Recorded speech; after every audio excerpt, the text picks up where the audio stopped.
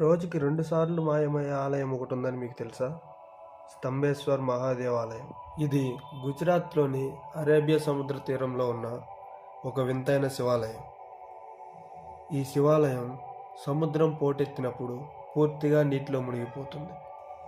కానీ కొన్ని గంటల తరువాత సముద్రం వెనక్కి వెళ్ళిపోతే ఆలయం మళ్ళీ బయటకు వస్తుంది. ఇలా రోజుకు 2 సార్లు జరుగుతుంది. ఇది సంవత్సరాలుగా నిరంతరం జరుగుతున్న ఒక అద్భుతం. ఇక్కడి భక్తులు ఇది ప్రకృతి కాదు, ఆ పరమశివుని లీల అని నమ్ముతారు.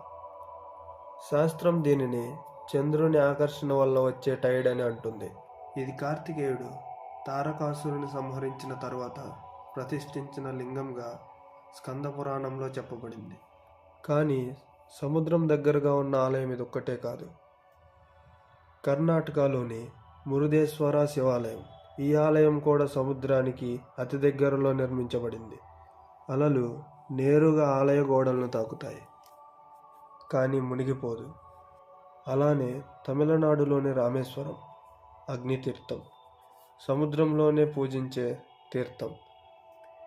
భక్తులు నేరుగా సముద్రంలోకి వెళ్ళి ఆచారాలు చేస్తారు, కానీ ఈ ఆలయం ఎప్పుడూ మునిగిపోదు. మధ్యప్రదేశ్లోని నర్మదా నది దగ్గరలో ఉన్న ఇంకో ఆలయం కేదారేశ్వర ఆలయం. ఇది నది నీరు పెరిగినప్పుడు పాక్షికంగా మునిగిపోతుంది, అలానే నీరు తగ్గినప్పుడు తిరిగి కనిపిస్తుంది. కానీ ఇది సముద్రం కాదు, ఒక నదికి దగ్గరలో ఉంది. ఇలా ప్రపంచంలో చాలా ఆలయాలు సముద్రం దగ్గరలో ఉన్నాయి, కానీ సముద్రంలో మునిగి మళ్ళీ బయటకు వచ్చే ఆలయం ఇది ఒక్కటే. ఇది సహజమా లేక ఆ పరమశివుని అద్భుతమా? మీకేమనిపిస్తుందో కామెంట్ చేయండి. Keep in touch and take care.